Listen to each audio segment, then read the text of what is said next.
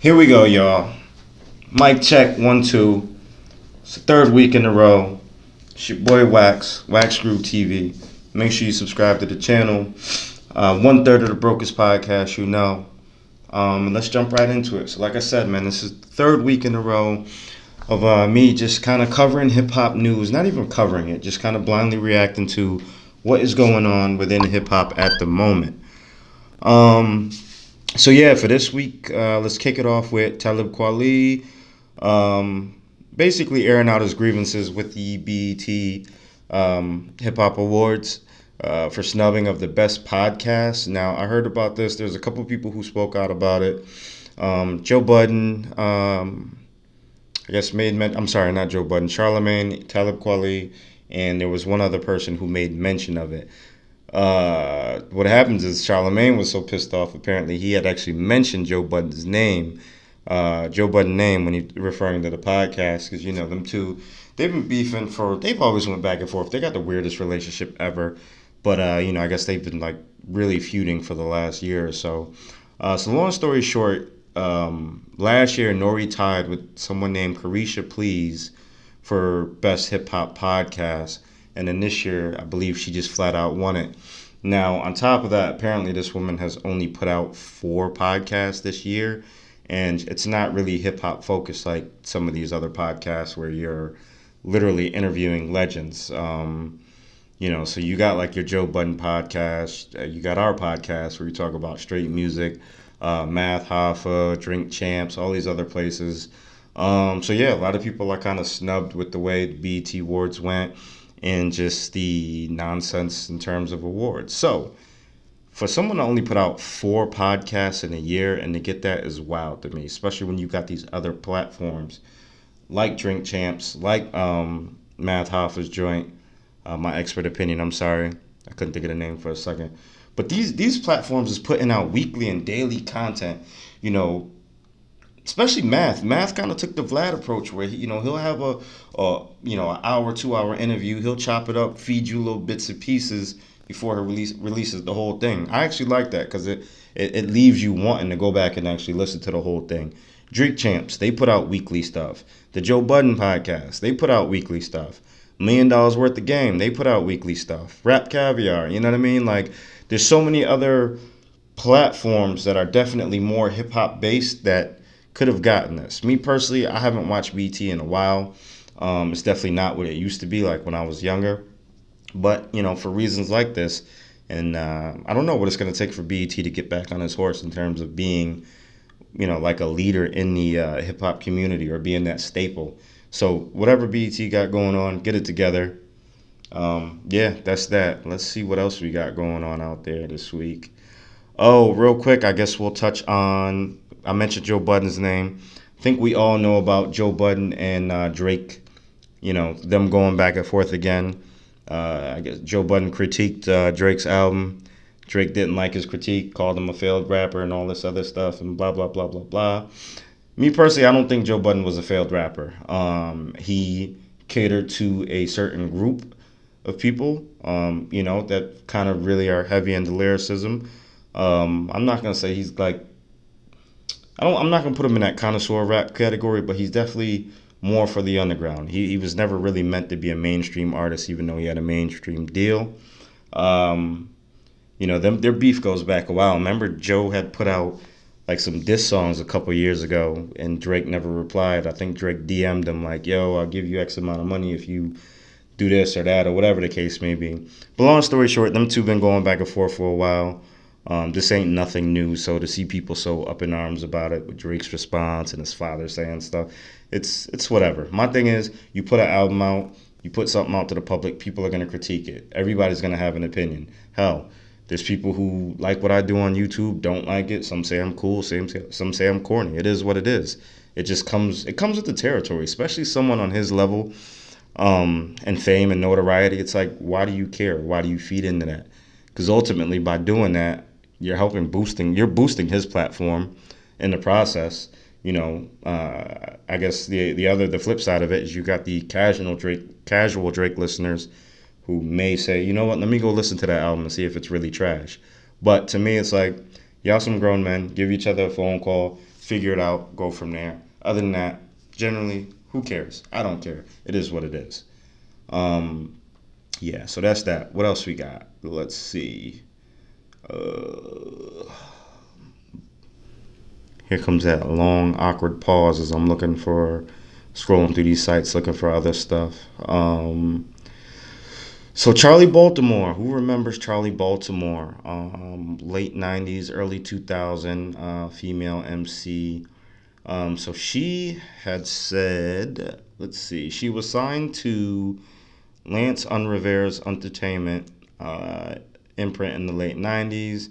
In a late interview, she likened the deal to slavery. So let's see. Rapper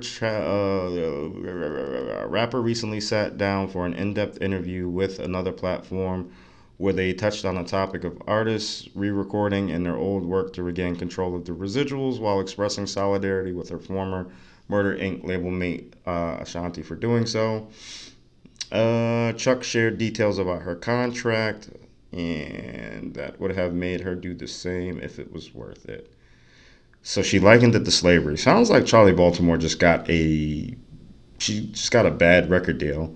Didn't have anybody looking out for her best interests, or I don't know. I mean, I wasn't there, but where was the lawyers? Did you just stick with the lawyers that they gave you? Did you have somebody else? Did you really know what you were getting into? I guess would be the bigger question. You hear so many artists complain about them getting raped out their deals and stuff like that. Now, mind you, this type of shit's been going on since the record industry's been around. At what point in time do you smarten up and not just see a check dangling in your face and say, hey, how do I correct this for the long term? Or what's going to be best for my situation, instead of just always snatching that money right in front of you? Hell, yeah, we all need a cool $1 million, $500,000, $10 million, whatever, but all money ain't good money. So yeah, who knows? I mean, I'm not gonna lie, I would love to sit down and actually read like a contract or get a lawyer up on here, like an entertainment lawyer, and talk about one, see what that's all about. But yeah, it just sounds like she maybe didn't know what she was getting into and just signed a really bad deal. Yeah. So Swiss Beats promises Versus will come back strong after taking back ownership. So Swiss and Timbaland had initially sold Versus to, I believe, I want to say Triller, or Thriller is the name of the platform. I don't remember the exact spelling of it, but long story short, they sold it. It's supposed to be a bigger thing, and then they offered the artist to perform on there. I think it was like a stake in the ownership. I'm assuming things didn't go the way it was supposed to go. The Versus was a dope thing during the pandemic. I'd love to see it come back. Maybe not as frequently, make it like a once or twice a year event, turn it into a big concert, or not even necessarily a huge concert, but like it's got to be something with some great production value. I think that'd be dope. So shout out to Swizz for that. What else we got going on? Here comes that long, awkward silence. Tory Lanez current prison schedule revealed. What is that about? Tory Lanez is currently set to spend the next 10 years at North Kern State Prison in California. Overall, that is not going to be an easy task. Prison is never easy regardless of whether or not you are a celebrity. In the midst of the prison sentence, Lanez continues to apply for some form of bail. However, nothing has stuck with the judge so far. These attempts have been all for nothing. It's likely Lanez will have to get used to the current life behind bars. Interesting. Why would you reveal this man's prison schedule? Like, I get it. You can FOIA a lot of this information or just go look it up on government websites. I know it's public. I don't know. That's just weird. Like, why do I care what time he has to get up, shit, shower, shave, work out? Like, it just means, I don't know. It's fucking weird. It means nothing to me. If you're into that type of stuff, cool. But, like, why do I care about a man's day-to-day while he's locked up? Some of the stuff that becomes news, I'm always like, why is this news? Or why is this headlines? And this is one of them, I don't wish bad on Tory Lanez. Best of luck to him with his situation.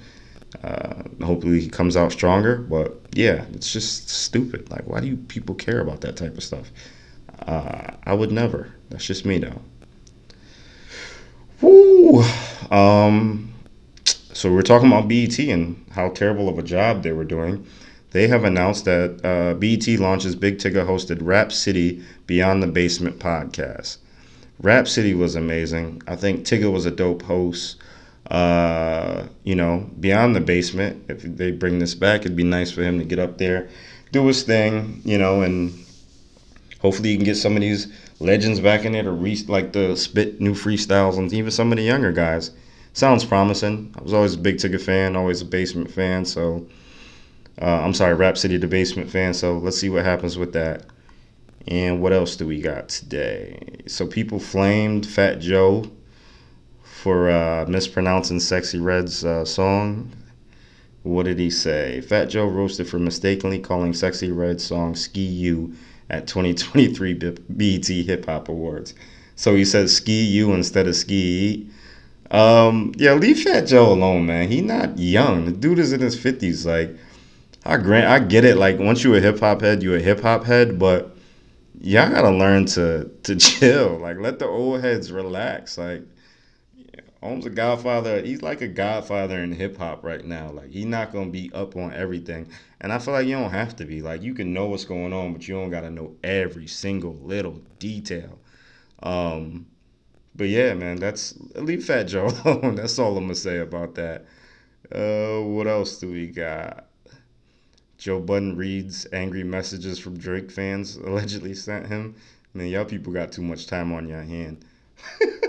I just don't foresee myself taking the time out of my day to send Joe Budden a nasty message for another man that I have never met in my life. My favorite artist, he could have feuds with whoever. I don't have time to sit there and send that person a nasty meme or sit there and argue with him or write him a nasty message. Like, just grow up. That's childish if you ask me. Ruby Rose. I have no idea who Ruby Rose is, but apparently she sold a photo of her feet and like really shocked fans.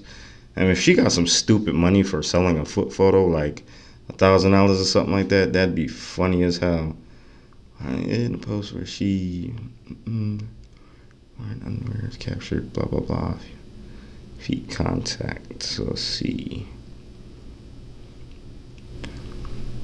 So she sold them on some site called Feet Finder, which is an online platform similar to OnlyFans, where people buy and sell visual content. As the name implies, specifically for a niche market of foot fetishes, whatever floats your boat. So this girl's a rapper. So this isn't Ruby Rose's first venture into supplementing her rap income online. She also has an OnlyFans account. Okay, yeah, I don't know who this woman is. I thought they was gonna say how much she sold the feet for. I mean, whatever. I don't know. I don't see anything about it. Anything else about it, I should say. What am I missing here? Let's see. Yep, whatever. Yeah, I mean, I don't see when entertainers start doing shit like this. Like, I get it; it can be lucrative, and there's more money there.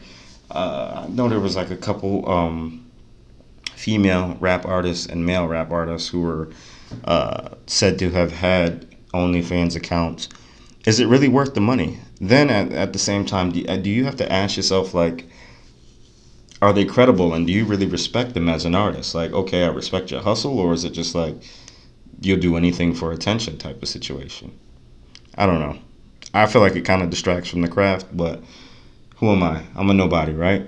So it is what it is. Birdman says Gilly the Kid is lying.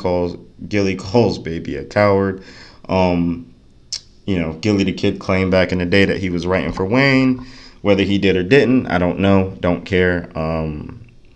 Birdman, thinks he's tough guy of the year. Been, having his run-ins and been on his G shit forever. But prime example, Gilly's funny more than anything to me now. And then, like, Birdman just tries to be too serious with everything. So it's like, just leave each other alone or grow up, and grow up, I should say. But it's not really news if you ask me. Just shut the fuck up. Leave each other alone. life goes on. Yeah, that's all I got for this week, man. Week number 3, kind of light, nothing too crazy. I don't think anything could really top 50 Cent's comments last week. But yeah, we'll do it again next week. I know Esteban got an album review that's dropping soon, so be on the lookout for that.